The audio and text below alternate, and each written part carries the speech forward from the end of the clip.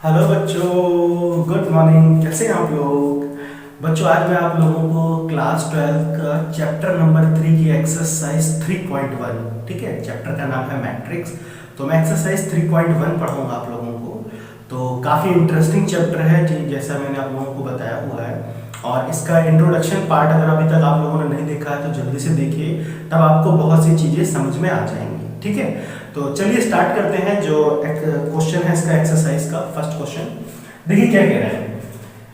ये एक matrix given है, दिख रही है ना, ये एक मैट्रिक्स है। A इज इक्वल टू 2 5 19 -7, ये पूरा दिया हुआ है, ठीक। हमें इसमें तीन पार्ट पूछे गए हैं और वो बताने हैं। पहला पार्ट पूछा है the order of the matrix.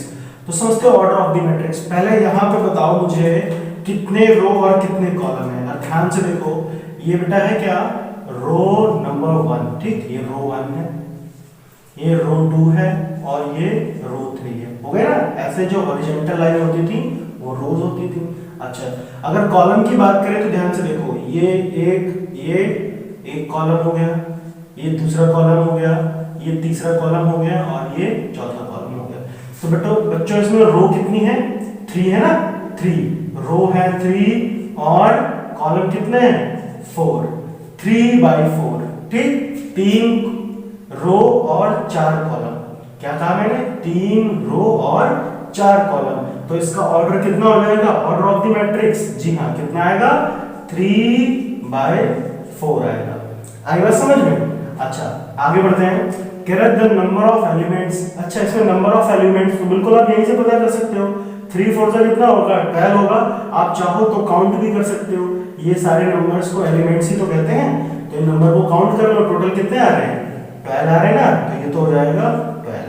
अच्छा, अब देखो आगे क्या कह रहा है थर्ड में, द एलिमेंट्स 1 3 2 1 3 3 2 4 2 3। इन सब एलिमेंट्स है ना, ये इन सबको बताना है, इनमें से कौन सा एलिमेंट्स 2 1 है, कौन सा 3 3 है, ये सब बताना है। अच्छा, तो याद कीजिए मैंने कैसे बताया था, जो एलिमेंट्स की जो पोजीशन होती है लिखने की कैसे होती है, ऐसे होती है।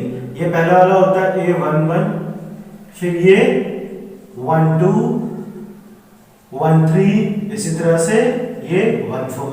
यहाँ पे आते हैं, ये कितना होगा बच्चों, A21 A22 A23 A24, ऐसे होगा ना। अच्छा, इस एलिमेंट पे आते हैं तो ये कितना होगा, A31 A32, ये कितना होगा, A33 और ये होगा A34। आई बात समझ में, ये कितना होगा, A34। अब यहाँ पे चेक कर लेते हैं कौन सा एलिमेंट। सबसे पहले पूछा A13, तो बताओ A13 कहाँ पे आ रहा है, ये आ रहा है ना A13।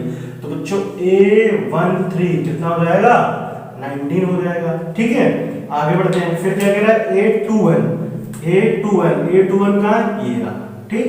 तो A21 कितना हो जाएगा, A21 35 हो जाएगा।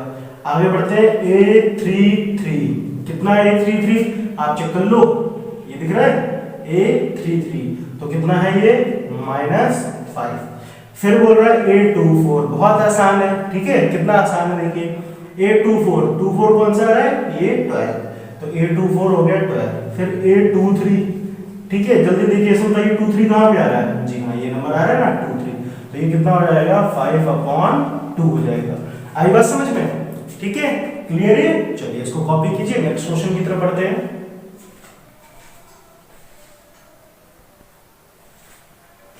क्वेश्चन नंबर 2 देखिए बच्चों क्या कह रहा है। If a matrix has 24 elements, ठीक है, what are the possible order it can have, what if it has 13 elements, ठीक है। कह रहा है कि एक मैट्रिक्स है जिसके अंदर कितने एलिमेंट्स हैं, जी हाँ, कितने, 24 एलिमेंट्स हैं, ओके। तो कह रहा है कि हमें क्या बताना है कि उसके ऑर्डर कौन कौन से पॉसिबल हो सकते हैं, कितने ऑर्डर की मैट्रिक्स बन सकती है। अच्छा, याद करो मैंने क्या बताया था, जो ऑर्डर ऑफ मैट्रिक्स क्या होता है, पहले ये समझो। Order of matrix, order of matrix को कैसे लिखते थे, ऐसे लिखते थे ना, m क्रॉस n, m/n, ठीक है, m/n पढ़ते हैं इसको। अच्छा, अब m का मतलब होता था नंबर ऑफ रोज और n का मतलब होता था कॉलम, रो कॉलम। अब समझते हैं, देखो अब एक ऐसी मैट्रिक्स बनानी है जिसमें 24 एलिमेंट होने चाहिए, हर बार 24 एलिमेंट्स आने चाहिए। तो कैसे करते हैं इसको समझने का एक तरीका, देखो बात को समझो। हमने देखो ऐसे फैक्टर बनाना सीखा था 24 के फैक्टर बनाते थे ना। तो उसको कैसे करते थे, 2 से करते थे तो कितना आता था, 12 आता था। फिर 2 से करते थे तो 6 आ जाता था। फिर 2 से किया तो कितना आ जाएगा, 3 आ जाएगा, 1 आ जाएगा, ऐसे आएगा ना। तो देखो ये जो नंबर दिख रहे हैं 2, या चलो ऐसे चलते हैं, 1 हो गया, 3 हो गया, 2 हो गया, 6 हो गया, 12 हो गया, 24 हो गया, ये सारे ऑर्डर बन सकते हैं इसके। कैसे, इसको समझते हैं, ध्यान से देखिए। जैसे बच्चों 24 एलिमेंट्स कब होंगे, अगर देखो मैं इसको ऐसे लिख सकता हूँ 24 को 1 into 24, अगर आप इसको चेक करो तो फिर भी आपको कितना मिलेगा 24, यानी 1 का मतलब यहाँ पे देखो m है और 24 का मतलब n है। यानी पहली मैट्रिक्स कैसी हो सकती है, जिसमें एक रो हो और 24 कॉलम हो। कितने, एक रो हो और 24 कॉलम हो, ऐसी एक मैट्रिक्स बनेगी जिसमें कितने 24 एलिमेंट होंगे। अच्छा आगे बढ़ते हैं, फिर 2 आते हैं, 2 into 12, देखो 1 से स्टार्ट करो, फिर आएगा 2 into 12, तो 2 into 12 करेंगे तो भी हमें कितना मिल रहा है, 24 ही तो मिल रहा है। तो ऐसी मैट्रिक्स भी बन सकती है जिसमें कितना, रो 2 हो और कॉलम 12 हो। ठीक है, आगे बढ़ते हैं। फिर 3 के टेबल में आता है 24, चेक कर लो, होता है ना, 3 8 जा 24, होता है कि नहीं होता है। देखो एक ऐसी मैट्रिक्स बन सकती है जिसके ऑर्डर कितने हो, 3 हो, मतलब जिसके रो 3 हो और कॉलम 8 हो। ठीक, अच्छा आगे बढ़ते हैं। क्या 4 के टेबल में आता है, जी बिल्कुल आता है। देखो एक लाइन से चलना है, सीक्वेंस से आता है तो करते चलते हैं। तो 4 6 भी तो कितना होता है, 24 होता है। तो ऐसी भी मैट्रिक्स बन सकती है जिसके रो हो 4 और कॉलम हो 6। ठीक, अच्छा आगे 5, तो 5 की टेबल में तो 24 आएगा नहीं, ठीक है। फिर 6 में आते हैं, जी हाँ, 6 4 जा 24। तो देखो ये चीज अलग है, ये अलग है, मैंने बताया ना इसका ऑर्डर अलग है। इसमें कितने 4 रो हैं 6 कॉलम, और इसमें 6 रो हैं 4 कॉलम, दोनों अलग आते हैं। ठीक है, दोनों का ऑर्डर अलग है। ठीक, तो एक ये हो गया। फिर 6 के बाद किसके टेबल में आएगा 24, 7 में तो आएगा नहीं, 8 में आएगा, जी हाँ 8 में आएगा, 8 3 जा 24 होता है ना। तो एक ऐसी भी मैट्रिक्स बन सकती है जिसके नंबर ऑफ रोज 8 हो और कॉलम 3 हो। फिर 8 के बाद किस में आएगा, जल्दी बताओ, 9 में नहीं आएगा, 10 में नहीं आएगा, 11 में नहीं आएगा, 12 में आएगा। 12 2 जा 24 होगा कि नहीं होगा। तो ऐसी मैट्रिक्स बन सकती है जिसके रो हो 12 और कॉलम हो 2, तो भी 24 आएगा। ठीक, अच्छा उसके बाद 12 के बाद तो फिर डायरेक्ट 24 में ही आएगा, 24 into 1। ठीक है, तो इसमें भी कितना आएगा, 24 आएगा। तो बच्चों कितने आपके, देखो पूछा है ना, if a matrix has 24 element, देखो सब में 24 ही एलिमेंट है, what are the possible order it can have, कितने ऑर्डर हो सकते हैं पॉसिबल, कैसे हो सकते हैं। एक तो हो सकता है 1/24 का, एक 2/24 का, एक 3/8 का, एक 4/6 का। तो इस तरह से कितने हैं, देखो 1 2 3 4 5 6 7 8 तरह के केसेस इसमें बन सकते हैं।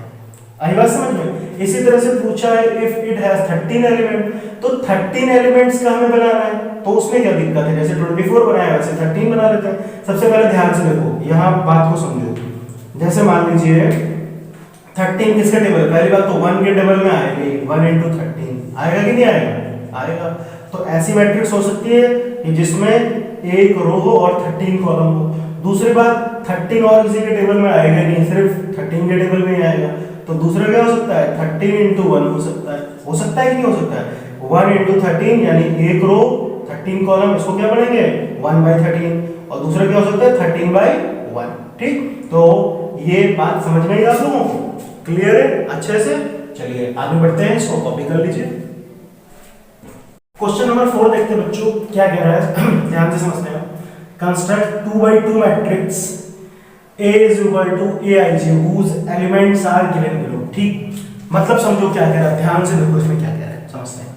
हमें क्या करना है, एक मैट्रिक्स बनानी है जिसका ऑर्डर कितना होना चाहिए, 2x2 का होना चाहिए। कितना, 2x2 का, यानी 2 रो होनी चाहिए और 2 कॉलम होने चाहिए। बात समझ में आई।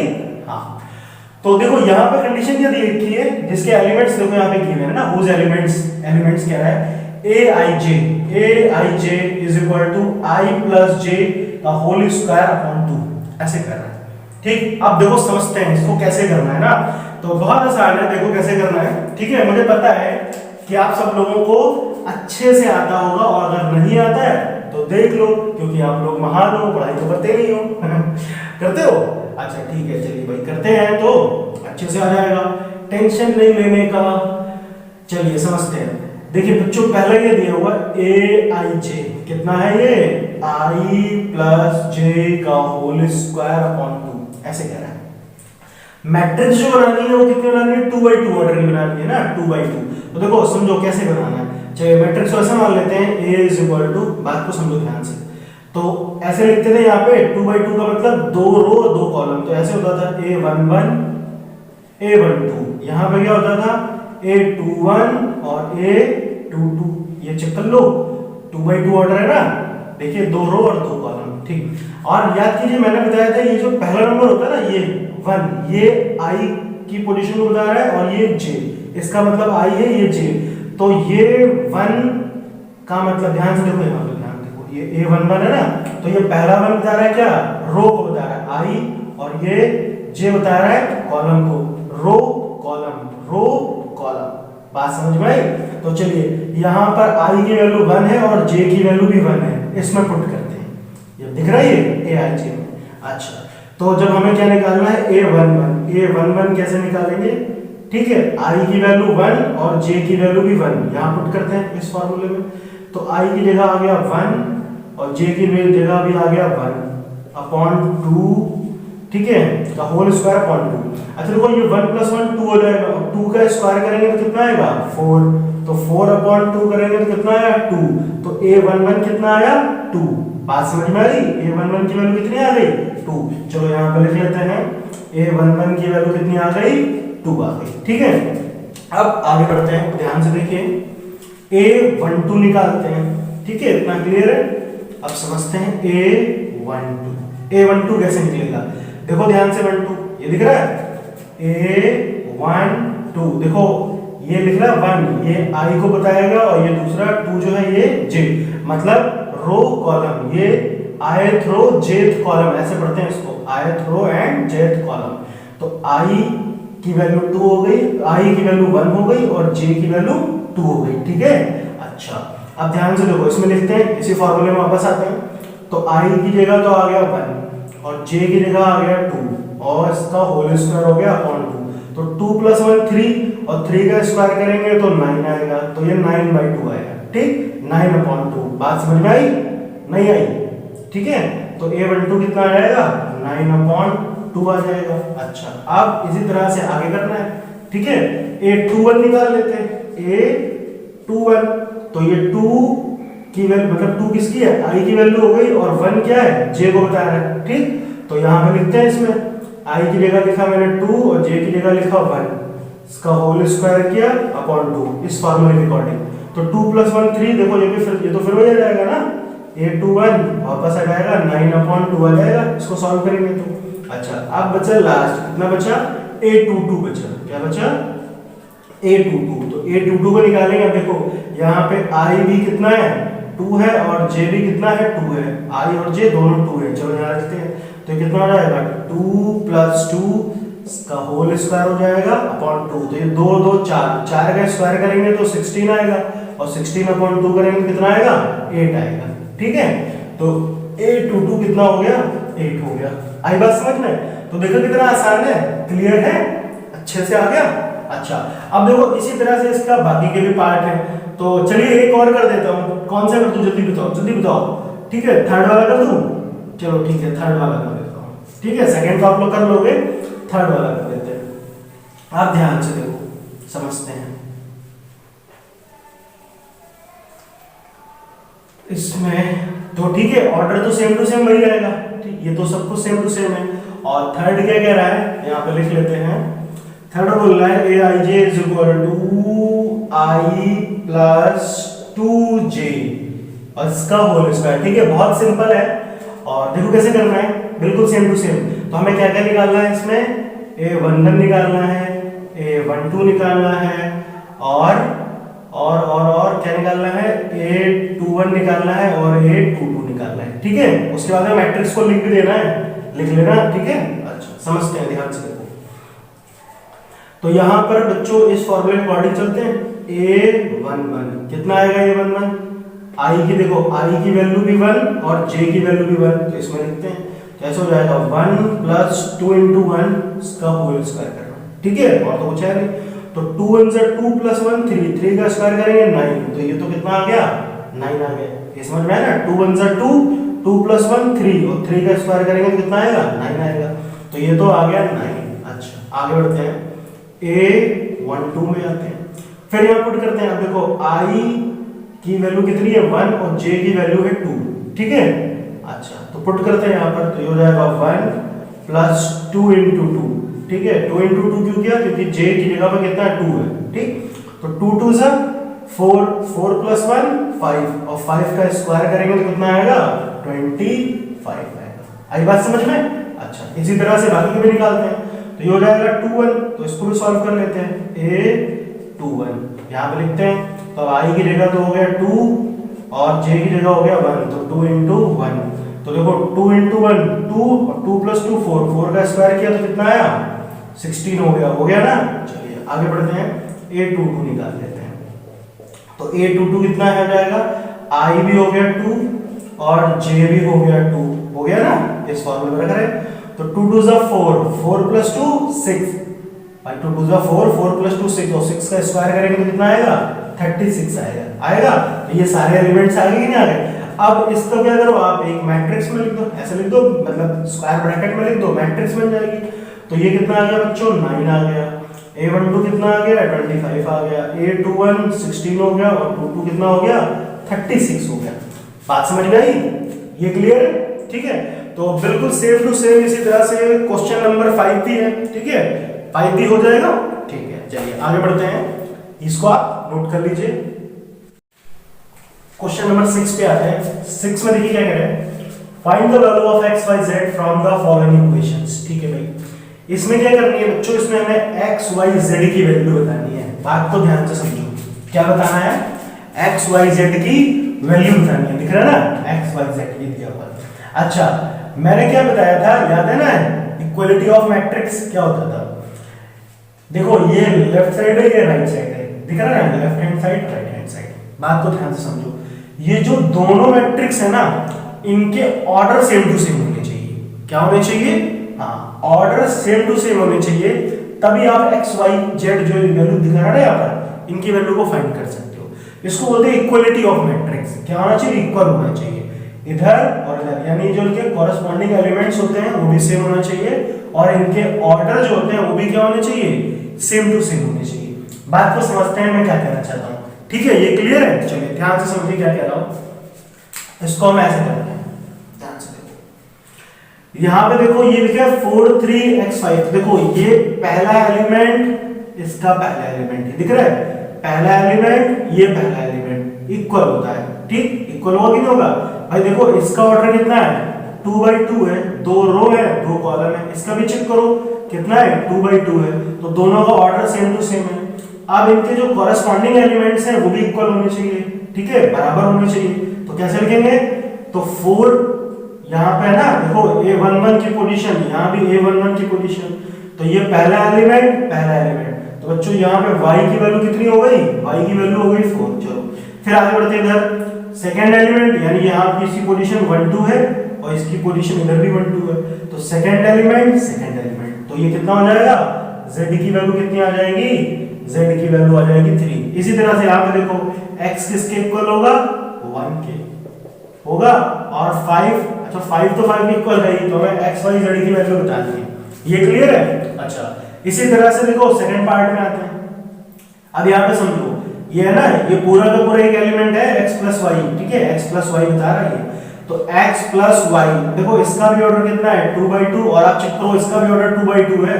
अरे ये पूरा एक है, x प्लस y पूरा एक है, ये x प्लस y देखो ये अलग है, ये अलग है, ठीक, तो इसका भी ऑर्डर कितना हो गया 2/2 का हो गया कि नहीं हो गया।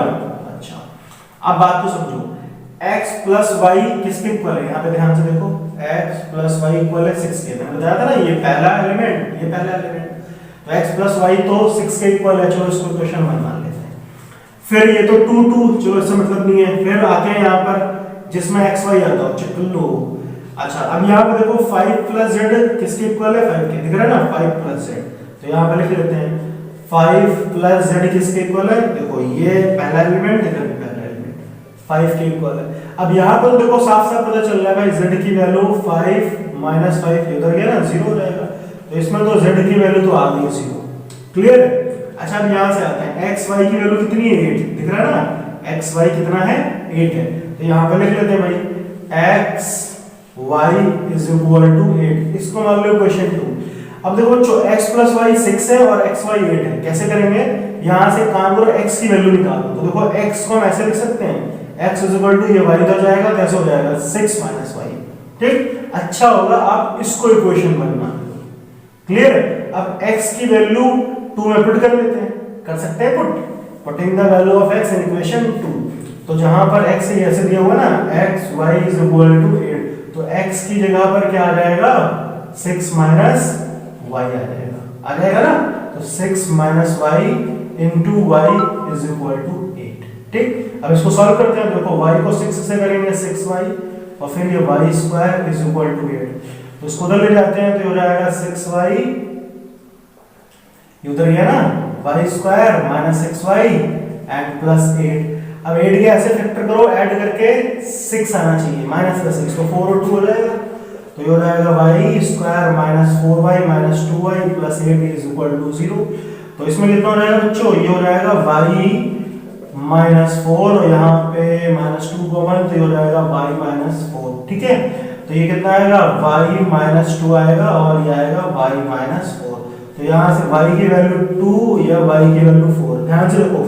अगर अब इसमें पुट करते हैं, अब हम पता कैसे करेंगे कि y की वैल्यू 2 हो या 4, ध्यान से देखो इसमें आते हैं इक्वेशन 1 में, ठीक है। ये पहला तो समझ में आ गया होगा आप लोगों को, है ना, ये पहला हटा देता हूं, ध्यान से देखो इसमें आते हैं इक्वेशन 1 में, ये दिख रही है, इसमें आते हैं x is equal to 6 minus y। अगर y की वैल्यू 2 लेते हैं, क्या लिखेंगे, इफ y इज इक्वल टू 2, अगर y 2 लेते हैं तो x कितना आएगा बताओ, 6 माइनस 2 4 हो जाएगा, तो अगर y इज इक्वल टू 2 होगा तो x कितना होगा, x कितना आएगा, x आएगा 4, ठीक है, बात समझ में आई। अच्छा अब ध्यान से देखो, अगर यहां पे देखो इफ, यहीं पे लिख देता हूं, इफ y इज इक्वल टू 4, अब अगर y की वैल्यू 4 है इसमें पुट करो, तो y की जगह 4 पुट करोगे तो x कितना आया 2 आया, तो अगर y 4 है तो x कितना हो जाएगा 2 हो जाएगा, बात समझ में आई, ठीक है, ये क्लियर है। सेकंड वाला समझ में आया, तो x y z की वैल्यू निकालनी थी, x की वैल्यू 2 अगर y 4 है और x की वैल्यू 4 अगर y 2 है और z की वैल्यू तो 0 आ गई, ये क्लियर है। देखिए सिंपल कैलकुलेशन है जो आप लोगों को आती होगी, क्लियर। अच्छा इसी तरह से थर्ड वाले में भी आते हैं, ठीक है, इसको कॉपी कर लीजिएगा।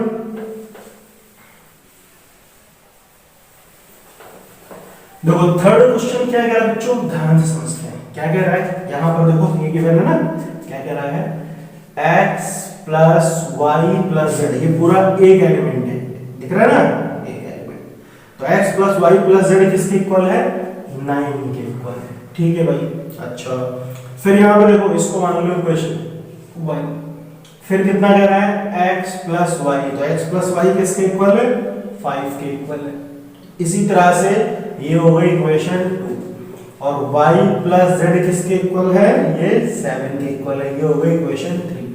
आई बात समझ में। अब ध्यान से देखो x plus Y plus Z 9 है और खाली x प्लस वाई की वैल्यू 5 है, तो हम यहाँ पे लिखेंगे फ्रॉम इक्वेशन 1 एंड 2, ठीक है, 1 एंड 2, तो x प्लस वाई की जगह पे क्या लिख सकता हूँ, ये दिख रहा है x प्लस वाई की जगह पे 5 लिख सकता हूँ, यहाँ पे इक्वेशन 1 में x प्लस वाई की जगह पे कितना आएगा 5 आ जाएगा, तो हो जाएगा 5 plus z is equal to 9, तो z कितना हो जाएगा 9 माइनस 5, तो ये कितना आएगा 4 आएगा, तो z की वैल्यू कितनी हो गई 4 हो गई। आई बात समझ में। अच्छा अब देखो ध्यान से देखो, इतना तो समझ में आ गया। उसके बाद में y प्लस z पे आते हैं, y plus z from equation, अब देखो y plus z is equal to 7 है और ये x plus y plus z 9 है।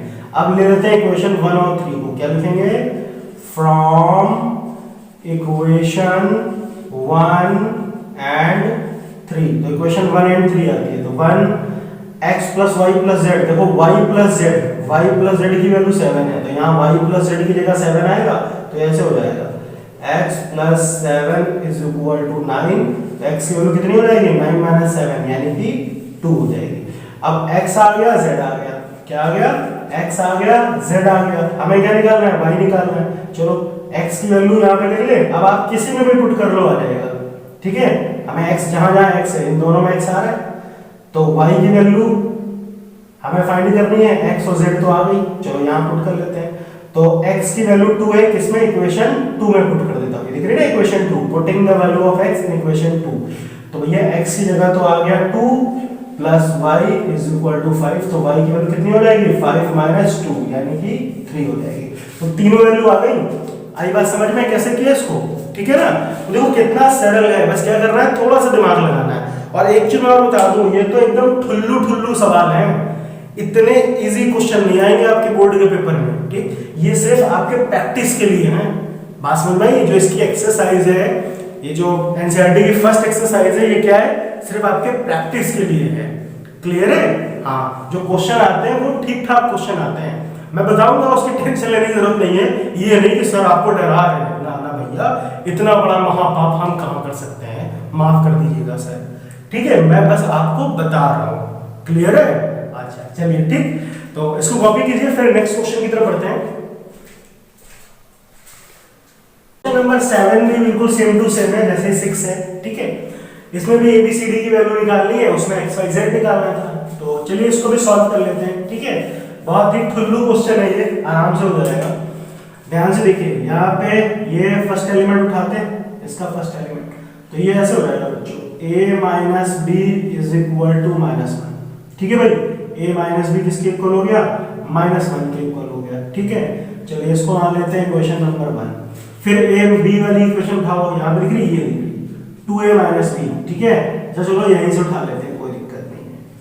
2a प्लस सी, ये किसके इक्वल है 5 के इक्वल है, ये पहला एलिमेंट पहला, दूसरा दूसरे के इक्वल है, तो ये हो गई इक्वेशन 2। इसी तरह से यहाँ पे आ जाओ, 2a माइनस बी, ये पहला एलिमेंट ये 0 के इक्वल हो गया, ये इक्वेशन हो गई 3, ठीक है। आगे बढ़ते हैं, यहाँ पे आते हैं 3c प्लस d, ये किसके इक्वल हो जाएगा 13 के इक्वल हो जाएगा, ये हो गई इक्वेशन 4। अब स्टार्ट करते हैं इसको, ध्यान से देखो, मैं पहली इक्वेशन ले रहा हूं और थर्ड इक्वेशन ले रहा हूं। क्यों ले रहा हूं, क्योंकि दोनों में a भी आ रहा है, ठीक है, a भी आ रहा है, सॉल्व हो जाएगा।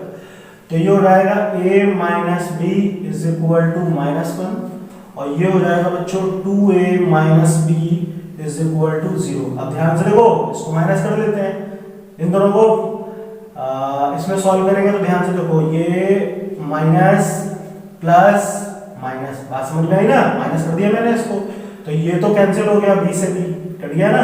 अब देखो -2 है प्लस है, तो ये तो आएगा माइनस है, और -1 में -0 जाएगा, तो कितना बचेगा -1 में माइनस किया 0, तो केवल -1 ही तो आएगा, तो ये खत्म हो गया। तो a की वैल्यू कितनी आ गई 1 आ गई। आई बात समझ में। अब a की वैल्यू 1 आ गई, तो चलो यहाँ पुट कर लेते हैं इक्वेशन 1 में, इक्वेशन 1 है ना, इक्वेशन 1 यहाँ पुट कर देते हैं। तो a की जगह पे लिख दिया 1 minus B is equal to -1। तो ध्यान से देखो, ये माइनस का 1 इधर ले आओ, माइनस भी इधर चला जाएगा, तो कितना हो जाएगा b की वैल्यू 2 आ जाएगी। सॉल्व करेंगे ना इसको। अच्छा, तो a आ गया और b भी आ गया। अब क्या निकालना है, a b c निकालना है। अच्छा, अब देखो a की वैल्यू कितनी आई 1, यहाँ पुट कर सकते हैं इक्वेशन 2 में, पुट कर सकते हैं कि नहीं, putting the value of a in equation 2। तो 2a, a की जगह तो 1 आ जाएगा, तो हो जाएगा 2 × 1 plus c is equal to 5। तो ये कितना हो जाएगा 2, और c की वैल्यू कितनी आएगी 5 माइनस 2, तो c तो हो गया 3, ठीक है। a आ गया, b आ गया, c आ गया, d निकाल लेते हैं। देखो c की वैल्यू 3 इक्वेशन 4 में पुट करते हैं, तो कितना आएगा ये 3, c की वैल्यू हो गई कितनी 3 plus d is equal to 13, तो 3 3 9, तो d कितना हो जाएगा 13 माइनस 9, तो d की वैल्यू हो गई 4, ठीक है। तो ABCD ये बातें समझ में आ गई, चारों हो गया, ठीक है। चलिए इसको जल्दी से कॉपी कीजिए, नेक्स्ट क्वेश्चन की तरफ बढ़ते हैं। क्वेश्चन नंबर 8 क्या है, ध्यान से देखो क्या कह रहा है, if a is equal to aij, अच्छा इसका ऑर्डर दिया है क्रॉस है, ठीक, इज एन स्क्वायर मैट्रिक्स, ठीक है भाई, स्क्वायर मैट्रिक्स, देखो ध्यान से समझो, स्क्वायर मैट्रिक्स, स्क्वायर मैट्रिक्स क्या होता था, मैंने क्या बताया था, स्क्वायर मैट्रिक्स की क्या पहचान होती है, स्क्वायर मैट्रिक्स में नंबर ऑफ जो रोज होते हैं वो किसके इक्वल होते हैं, नंबर ऑफ कॉलम के इक्वल होते हैं। याद करो, number of rows is equal to number of column.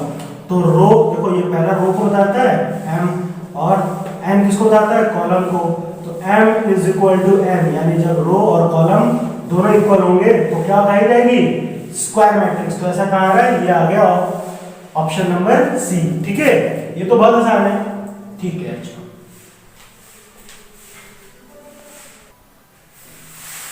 Question number 9 में क्या कह रहा है बच्चों, कह रहा which of the following given value of x and y make the following pairs of matrices equal. अच्छा देखो, ये दो मैट्रिसेस दी हुई हैं, ये दो मैट्रिक्स हैं, ठीक है, और यहां पर देखो ये x और y की कुछ वैल्यूज हैं। तो पूछ रहा है x और y की कौन सी वैल्यू इनमें से पुट कर दी जाए जिससे क्या हो, ये दोनों मैट्रिक्स आपस में इक्वल हो जाए। इनमें से कौन सी वैल्यू, तो चलो चेक कर लेते हैं कि कौन सी वैल्यू रखने पर ये इक्वल हो जाते हैं। तो बिल्कुल वही चीज है, देखो इक्वलिटी ऑफ मैट्रिक्स का रूल लगेगा यहाँ पर, लगेगा ना, ध्यान से देखो जैसे चल रहा है। ये पहला एलिमेंट क्या है, ध्यान से समझो। यहाँ पर हम इसको ऐसे लिखते हैं 3x + 7 इज इक्वल टू किसके, 0 के इक्वल रखते हैं। ये बन गई इक्वेशन 1। ठीक, चलो इसको मान लेते हैं इक्वेशन 1।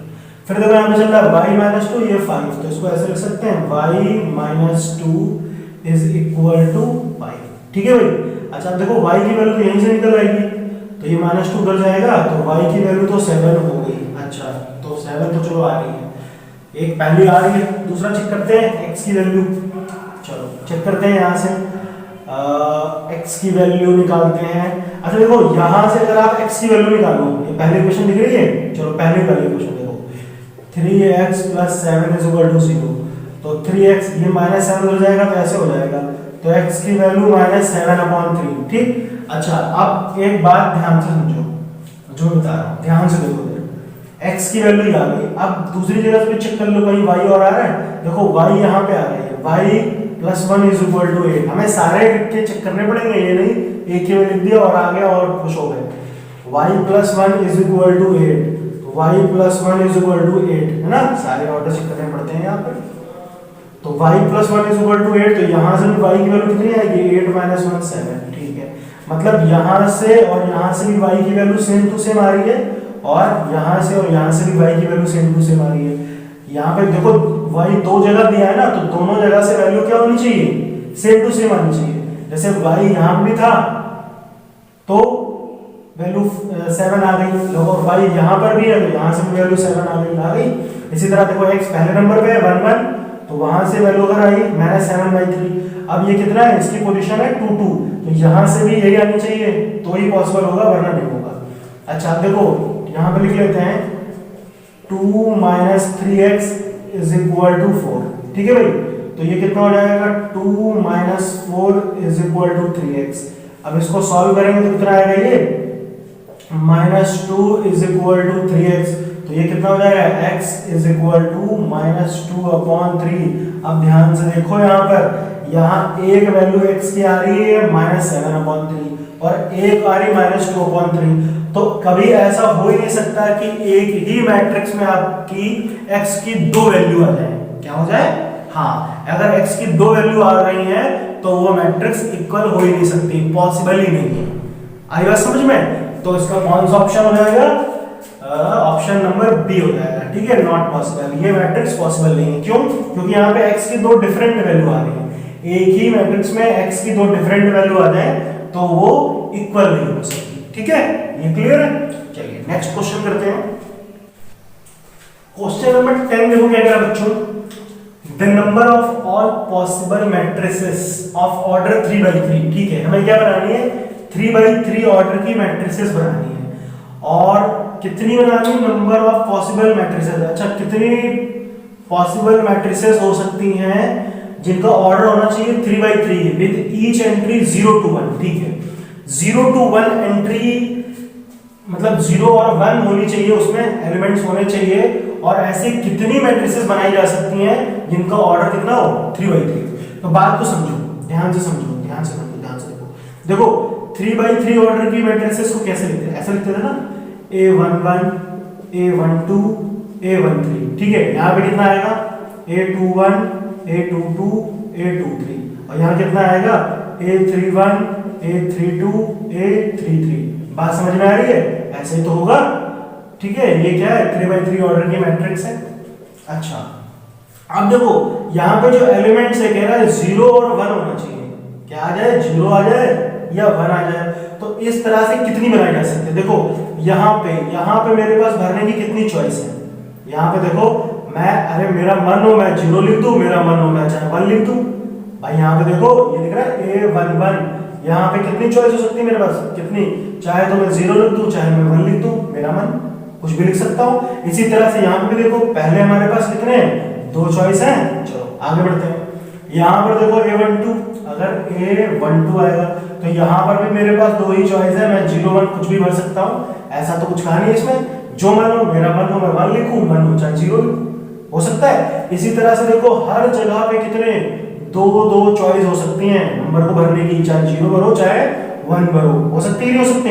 तो कितना आएगा 2 × 2 × 2 कितने 9 टाइम्स आएगा, कितने 9 टाइम्स आएगा। ये बात समझ में आई। अच्छा, तो इसको सॉल्व करेंगे तो कितना आएगा भैया, ये हो जाएगा आपका 2 की पावर 9 हो जाएगी, 2 की पावर 9।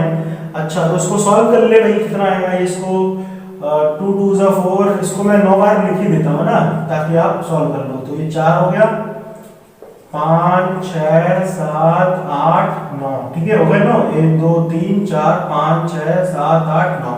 तो कितना हो जाएगा 2 2 = 4, 4 2 = 8, 8 2 = 16, 16 2 = 32, 32 2 = 64, और 64 अब यहाँ देख लो 2 2 = 4 2 = 8, ये हो गया 64 × 8।